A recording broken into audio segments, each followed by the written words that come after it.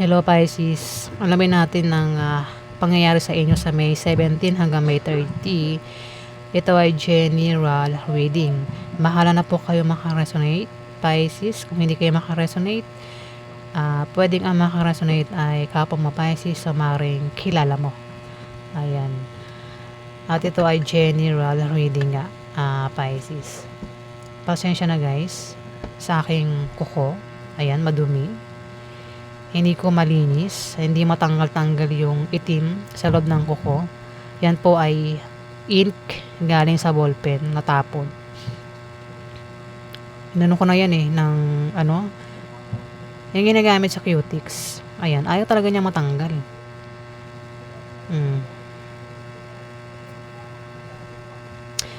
Ayan guys, share ko lang, pinaalam ko lang para alam nyo. Baka sabihin nyo hindi ako naglilinis ng kuko. Hindi yan libag. Yan po ay ink galing sa ballpen na tapon. Ayan o. Ayan. Sinare ko nga lang para alam nyo kasi maraming judgmental, 'di ba? Judge ng judge, hindi naman sila judge, 'di ba? Nagpipiling judge. Okay, umpisa na natin. Ganap kayo pa sa may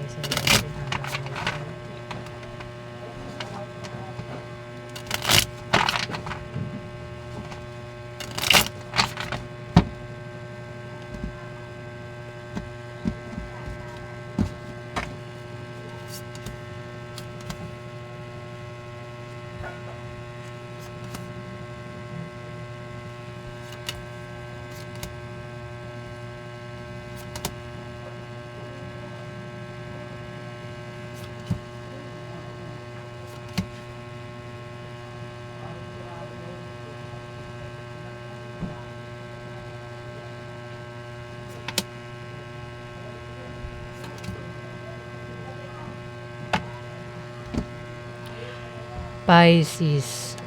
Ang iba sa inyo ay maaaring magka-problema sa bahay, pamilya, gastusin, bilihin. Kailangan mo ng suporta dito, Pisces. Ayan, kaya naman ang ng ulo mo dito Pwede rin magkaroon ng away dahil nga sa problema mong yan, Pisces.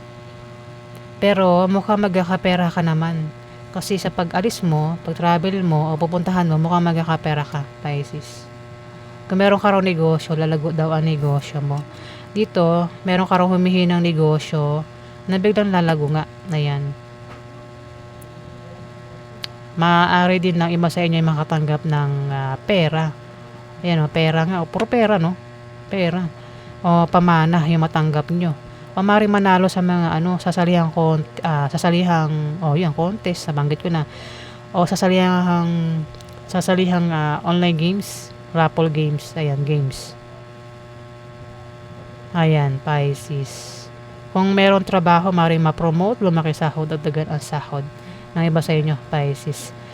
May magtataksil dito, may taong magsisinungaling, o maaaring ito yung manloko, manglinlang, pero mabubuking mahuhuli. Ayan, Pisces. Kaya siguro, may taong mainit ng ulo dito. Ayan, pwede magkaroon ng away kasi na-booking sa kanyang pagsisinungaling o panloloko o panilinlang. Dito, ayan may pera nga darating Pisces Hindi inaasahang pera ang darating. Pwedeng galing sa kamag-anak o kung saan pa galing yung pera. Mayroon talagang paglago ng negosyo, pag-unlad. Maaari din na yumaman ng iba sa inyo, Pisces, sa May 17 to May 30. Baka may ginawa kayo dyan na kayo daw ayayaman, Pisces. O maaaring iba sa inyo ay mayaman na. Pwede rin yung pera galing sa mayaman. Dito may papayuhan. Maaaring kailangan niya ng payo o maaaring problemado nga. Ayan.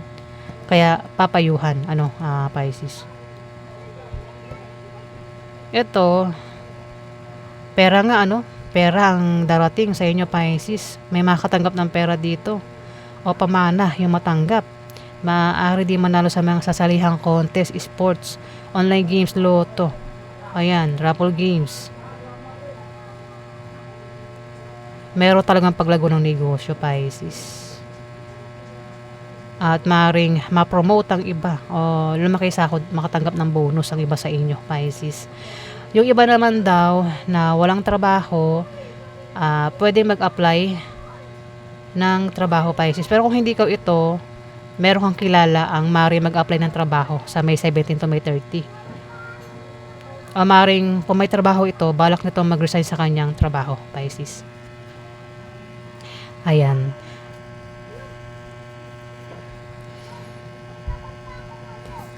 Libra, Aquarius, Gemini ang maaaring makadil mo dito, Pisces. Alamin pa natin yung ganap sa inyo. Kapag ganap kayo, Pisces, sa May 1700.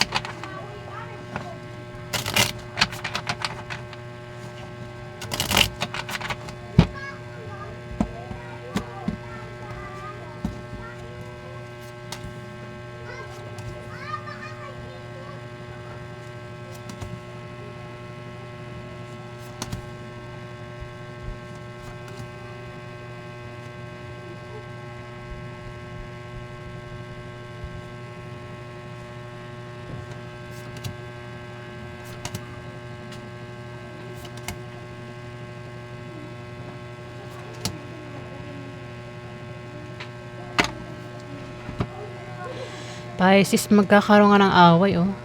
Away na pwedeng lumala yung away, o away na pwedeng humantong sa demandahan. Kung magkakaroon ng away, huwag nang makipag-away, Pisces. Umiwas sa away. Problemado ka nga sa sa bahay mo, pamilya mo, gastusin, bilihin, kailangan mo na suporta dito, Pisces. Ito nga yung sabi ko nga may magtataksil. Yung taksil, maaaring magsinungaling, manglinlang, manloko, at kasakasama mo raw yan, Pisces. Ayan, kasakasama mo lang daw siya. Pwedeng kasama mo yan sa bahay mo, sa trabaho mo, sa negosyo mo, o kung saan mo pa yan kasama, na hindi kayo magkasundo. Ayan, pwedeng magsinungaling ang taong ito, o linlangin ka, o lokohin ka, pero magbubuking siya, Pisces. Pwede magkaroon ng away, ayan, kapag na-booking, nahuli. Ito, Pisces. Hindi kayo magkasundo nito. Pwede machismis din daw kayo, Pisces, ng taong ito na kasakasama mo. Pwedeng kilala mo yan o hindi mo yan kilala. Kung gusto niyo magkasundo ng taong ito, Pisces, pakisamahan mo siya. O kilalanin mo. Gumawa ka ng paraan para magkasundo kayo ng taong ito, Pisces, at para magtulungan kayo. Lumabas naman ito, talagang check ito. At ito, kino-confirm niya, Pisces, na may lalagong negosyo. Negosyo na humihina na biglang lalago. Maaaring makatanggap ng pamana. Ayan, o pera yung matanggap talaga, may pag-travel. Mukhang magkakapera sa pag-travel, Pisces, ang iba sa inyo. Pupuntahan, ayan, mukhang magkakapera kayo. O maaaring manalo sa mga online games, lotto games, raffle games, ayan, Pisces. O kung sasali sa mga sports contest, maaaring manalo. Ayan, Pisces. Alayin pa natin yung kaganapan sa inyo. Sorry guys, dinighay ako. Alamin natin yung outcome sa inyo, Pisces. Pwede rin makapag-asawa ng mayaman kung wala pang asawa. Ayan, Pisces. O kung may asawa na, pwede yung asawa nyo mayaman. O ikaw yung mayaman dyan, Pisces. Outcome kay Pisces sa May 19 hanggang May 30.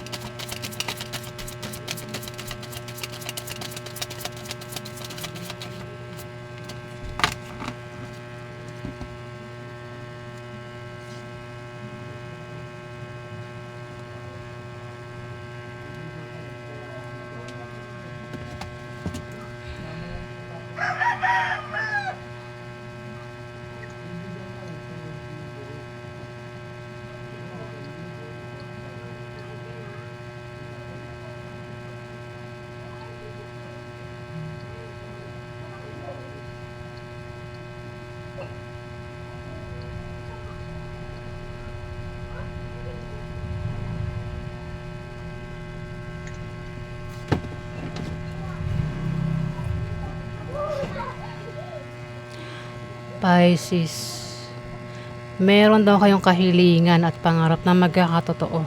Ayan, pero kung hindi ito tumama sa'yo, Pisces, pwedeng tumama sa kakilala mo Kung ikaw ito, meron ka raw kahilingan at pangarap na magkakatotoo sa May 17 to May 30, Pisces. Pwedeng kahilingan nyo na lumago ang negosyo nyo. Ano mang klaseng kahilingan ito basta kahilingan daw o wish na magkakatotoo. At lumabas ang 6 of clubs. Ayan, Pisces, ang iba sa inyo ay maring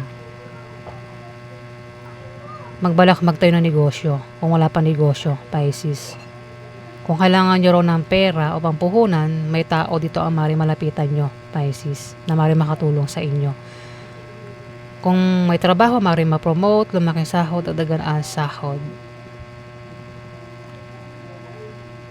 Kung may negosyo, lalago ang negosyo.